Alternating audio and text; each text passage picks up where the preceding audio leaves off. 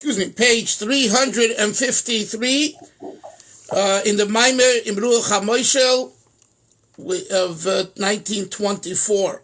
I'm sorry, not 353. So briefly, what we learned until now is the last paragraph was about the fact that the Torah is a Yerusha, and that level of Torah means that you inherit through Moshe Rabbeinu the aspect of Torah that gives you the ability to refine all the sparks in the world through setting time for learning. So what we understand from that is that learning Torah is not only accomplishes that you know information, okay, but you actually refine the world. In other words, just for a moment, the average person thinks like this: when I'm in the base medrash, when I'm in the shul learning, I'm learning. But when I'm at business and I'm doing business, so what we learned in this last dose is that actually, when you're learning properly, you actually also receive the benefit of accomplishing what you're supposed to be doing at business, which is besides doing your business, you're refining the world. Now, does that mean to say I should sit and learn all day and not attend to my business? No, of course not. But one needs to know that that's also an accomplishment. Okay, now 353. Now, this third level of Torah, you remember we learned earlier, is the idea of a matana, a gift. And he didn't speak much about it, so let's see what he says in this paragraph. The third level of Torah, it is the idea of a gift.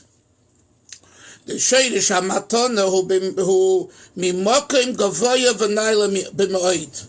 Where does this gift come from? From a very lofty place within HaKadosh Baruch Hu. She'isarusa dilatata ein magas l'shom klau. Isarusa dilatata are Aramaic words mentioned in Zohar, and it's the Hebrew is hisorerut, dilatata of mata, the awakening of us below, meaning we generate and stimulate the connection. You know, Yehuda, sometimes HaKadosh Baruch Hu throws a machshava into you and says, get up, go here, do this. That's milmailo lemata, from above to below. Isarusa de le'ela. Isarusa de latata laser is just the opposite. You yourself are involved in something and you're so nisayed, you're so awakened and aroused and stimulated that you go and do it. So that's called dilatata. It's generated from below to above, from you, from us to heaven. So he says that this third level of matana, we on earth don't touch that level at all. In other words, we cannot generate it. A gift. When you're given a gift, you don't cause the gift. You don't generate the gift. Otherwise, it's not a gift, Baruch, right? It's not a matana. Ruach, let's continue inside. When a person is involved in learning Torah and serving Hashem with effort, and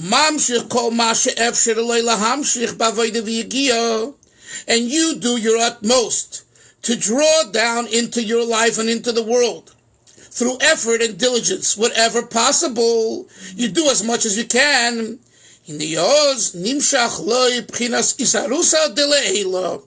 Then HaKadosh Baruch Hu draws down to you something that's beyond your ability to cause, mitzad atzma, from his own perspective. In other words, so it's a gift. Your effort doesn't equal getting the gift. You don't deserve this gift because of, if you were to just look at the effort would not warrant this gift. But what does the effort do? The effort puts you in a place where you're a nice guy. You're on the right track. HaKadosh Baruch Hu then decides he's on the right track. to give him a gift. So there is, to say that you generate the gift, no, you don't generate the gift. To say you create the gift, no. But you make it possible that you are in a ballpark where the gift is, in other words, this gift is going to be given to those that find themselves in a certain area, in a certain place, in a certain spiritual place, etc. You have now entered that domain. The B'chinas of Madrega Zoi, this Madrega, this level, he B'chinas Matana. This is what we call a gift. To clarify this further, the Rebbe says,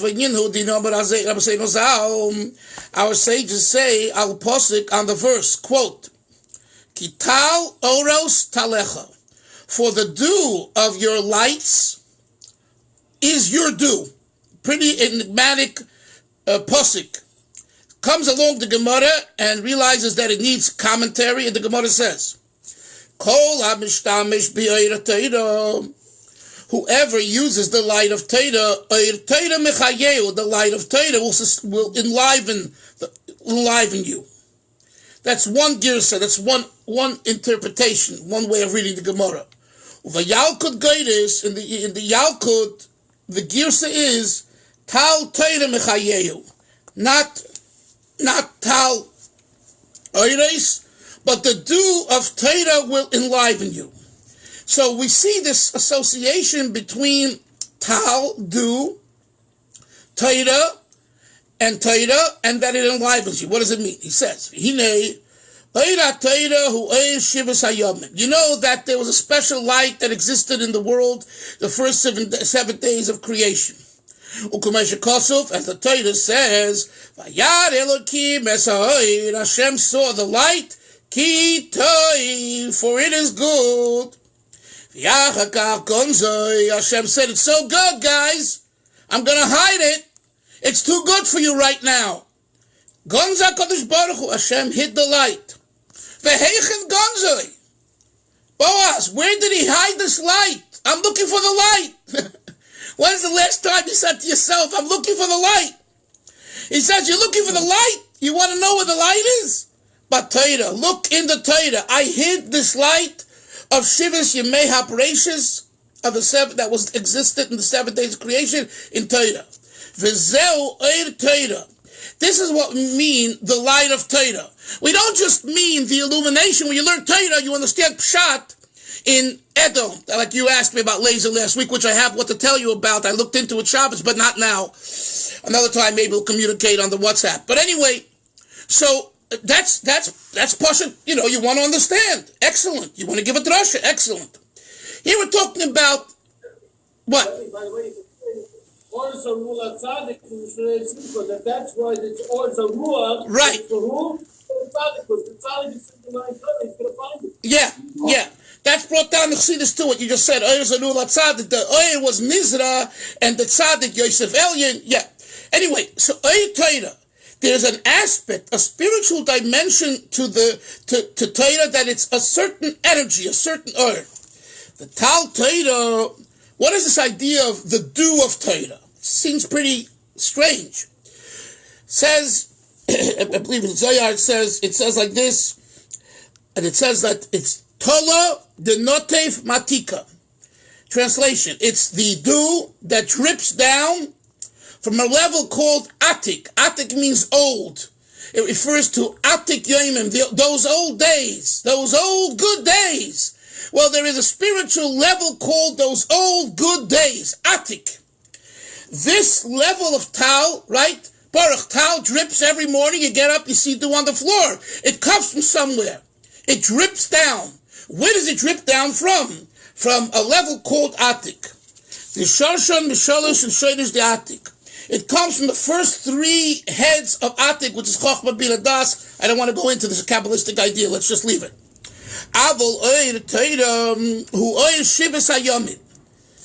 Nevertheless, the light of Torah is something even greater. It's the light of the 7 days. It's the light of the 7 days. It says,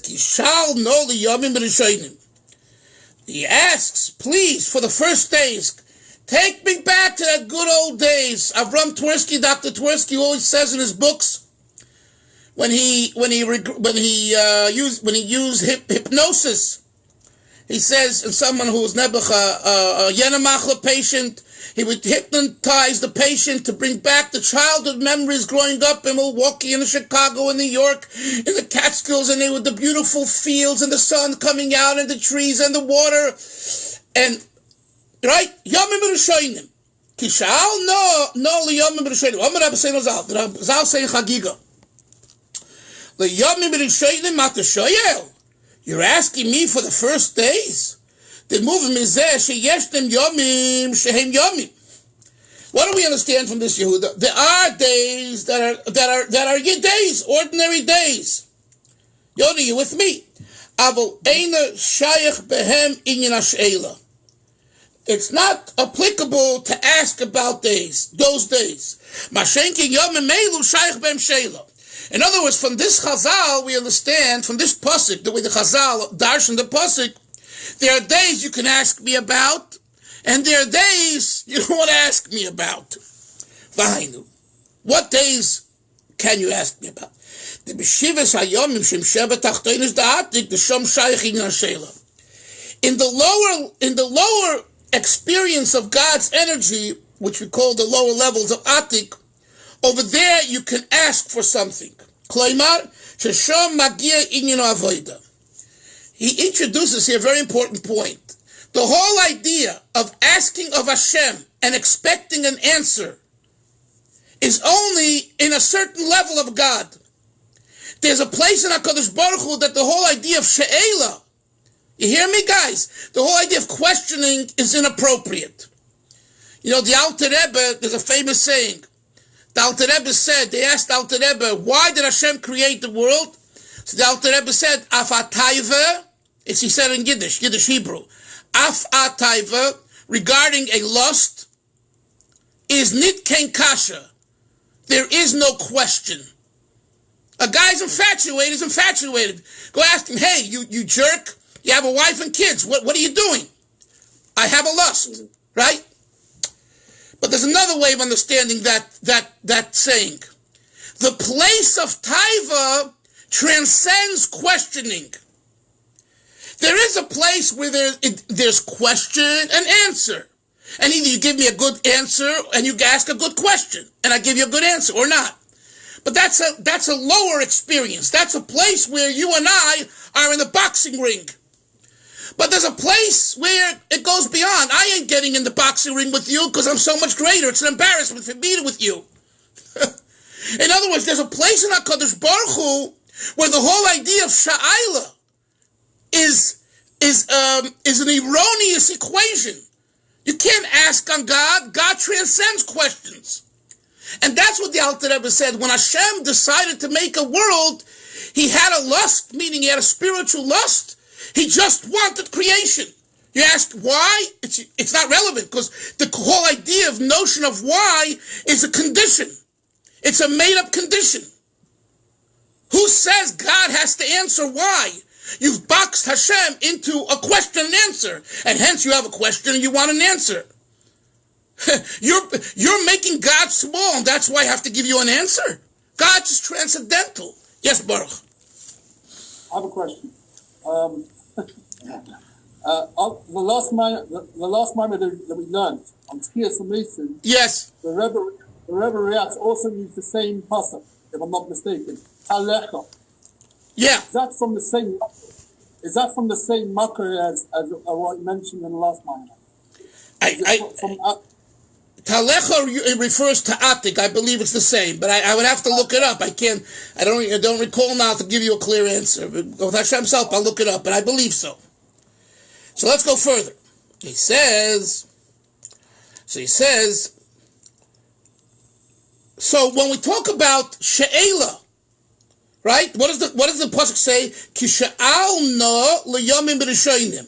So the Rebbe says, where is the she'ela applicable in a level of HaKadosh Baruch Hu where questions and requests are relevant? That's what it means. Over there, effort and work reaches and touches. Whoever uses the light of Torah, the light of Torah enlivens him. And according to the other girsa, the dew of Torah enlivens him.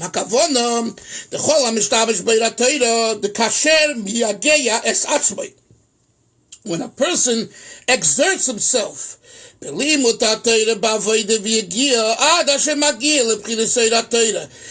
of this. In Yiddish, we have a word, a geschmacka word from the Beis Medrash, and Horovit and learning. Horovit means he's diligent in learning. When he's miyageyas atzmai, in Hebrew, he's miyageyas atzmai, belimut ha-Torah b'avoida v'yagiyah, ad asher magiyah l'pchinosei ha-Torah, he finally reaches the level of the light of Torah, shu'ei shivas hayomim, he identifies with the light of the 7 days. Hineos, tal Torah mechayehu. It's then that the dew of Torah will enliven him. Shenimshich le'gilu b'chinos tal Torah, he'll get a revelation of tal Torah, which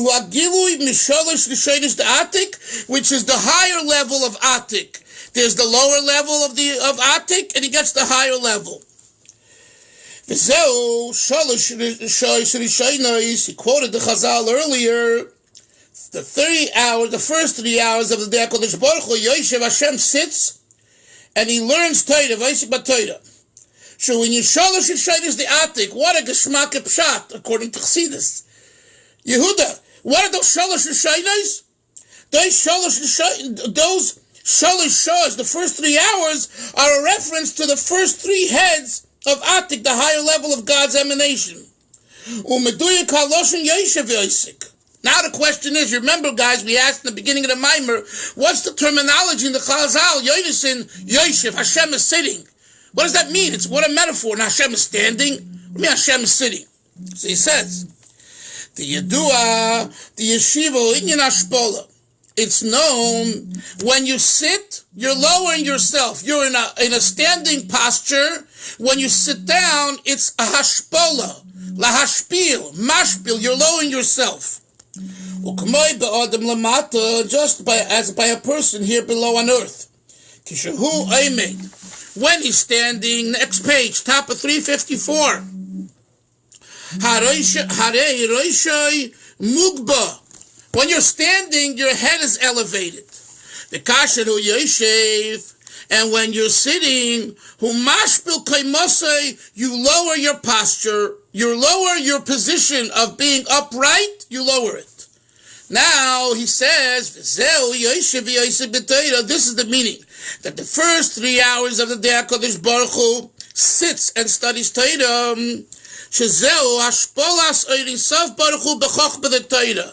This is Hashem lowering his infinity, his Ein Sof, into the Chochmah of Torah, in the wisdom of Torah.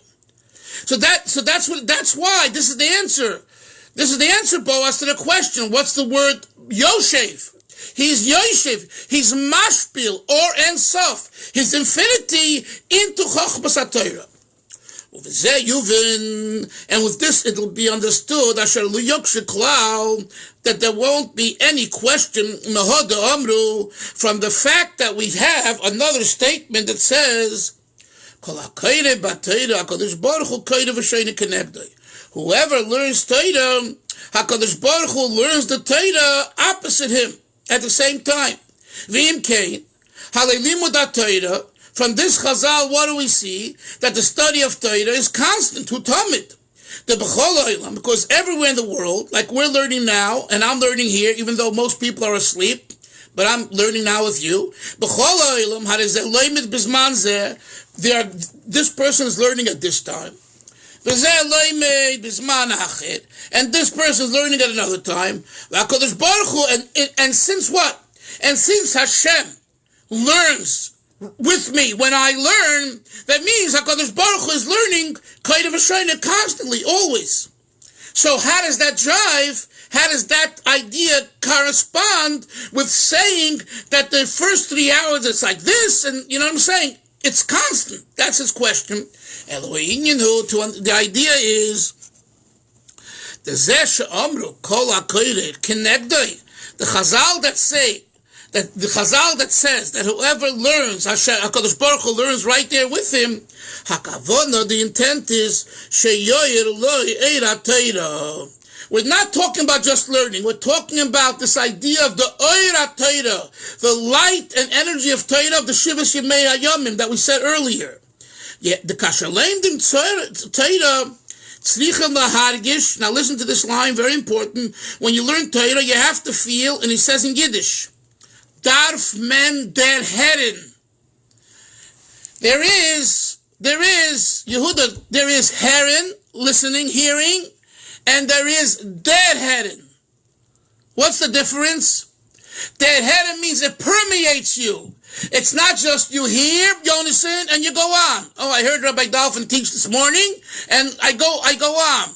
But the teaching goes into my bones that throughout the day, I'm hearing it over and over and over, and I'm doing things about it. Der Herren, the impact. We use the word in Yiddish, der Herren. So the Rebbe says, the idea of the Eira Teira that we're talking about impacting you means not only that you have the information, but it's the heres. It impacts you. That the light of Teira will make an impact in all aspects of your day and of your being and of your environment. The Teira is light. Right? Light impacts everything around it. We learned earlier in the Maamarim, the world is a place of darkness, afela, and Teira is the candle, which illuminates the darkness of the world. So let's say right now I could see on the screen the lights over here. If it was dark in your room, and I put on one candle, right, it would illuminate the whole room. In other words, the light makes a difference to everything in the room.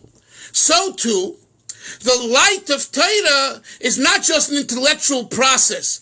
The light of Torah makes a difference in every aspect of your life throughout the day. That's what he means, that not only are you heading, do you hear it, but you're dead heading. It's impacting you. And just as it is regarding comprehending Torah, when you exert effort in learning Torah, you comprehend and you understand it very well. You know, it's not just learning and reading, but it's understanding. You stop and ask yourself, Moshe, where are you? We're talking about the importance of understanding Torah, Moshe, understanding. But you have to, but you understand the topic very well from all angles. Take, for example, the when you learn about a certain halacha, and this sage, he says so and so. Then comes along another sage, and he says like that. Even if you know the halacha, that this one says like this, and that one says like that, this knowledge, I could quote, Rav says this, Shmuel says this, Beishamai this, Beis Hillel this, the Mishnah Brura this, the Balatanya this, the Shulchan Aruch Harav. That's not Yediyah. That's that you know facts. It's like statistics, right? You know facts. So he says, look what he says. This is not at all what we call Yediyah, knowledge. Why? Kiyim. Not the real Yediyah is you understand the reasoning for each position. Not that you know he said this and he said that. And by the way, much of our knowledge is that way. He said this and he said that. Okay. Is that real Yediyah? No. Real Yediyah is, I can explain to you why he says this. I can explain to you his shita. By the way, this is the proper way of learning Gemara. You know, the proper way of learning Gemara and Rashi and Tosfos, you have to understand why Rashi doesn't say like Tosfos, and why Tosfos doesn't say like Rashi. You have to understand the Gemara according to the Rashi's Pshat, and you have to understand the Gemara according to Tosfos' Pshat. The fact that you know that Rashi says A and Tosfos says B, that's not real Yediyah. That's factual. You know the facts on the ground. But why do they say each one in the way they say it? And why don't they accept the other one's method and approach and words as the right one? That's part of Yediyah. It's a whole different type of learning. That's called real Yediyah, real knowledge. Let's go further. Kiyim ikir Yediyah, the main Yediyah is asher yeh the time of shitose shel kol echad. He needs to know the reasoning and the shita and the particular philosophy and approach of every individual opinion. So just as it is in an issue of halacha, so too, the main idea of Torah is that the light of Torah should illuminate every aspect of his life. In other words, like this. This is a very important point, and we have what to work towards. What we're learning now in the morning, let's say, for example, what we're learning now, real knowledge is that you're able to see later in the day, in every aspect, how what you're learning now makes a difference in what you're going to do later in the day. And that takes a lot of focus and understanding. How is it to learning about this idea, about a matana and Torah, and everything we're learning over here will illuminate what I'm going to do later with my children at homework? How will it make a difference how I act to my wife? How will it make a difference how I walk in the streets of Ramat Bet Shemesh? How will it make a difference how I call someone to say hello? If you can come to that position and you understand that, you really understand it. It's not just you know a fact, but you have the intrinsic knowledge with details, and therefore you're able to show how it applies and helps you in all aspects. That's what he says. And in order for it to be so, that's through the first 3 hours that when Hashem sits and learns Torah. We'll continue tomorrow learning the rest. Zai Gesund.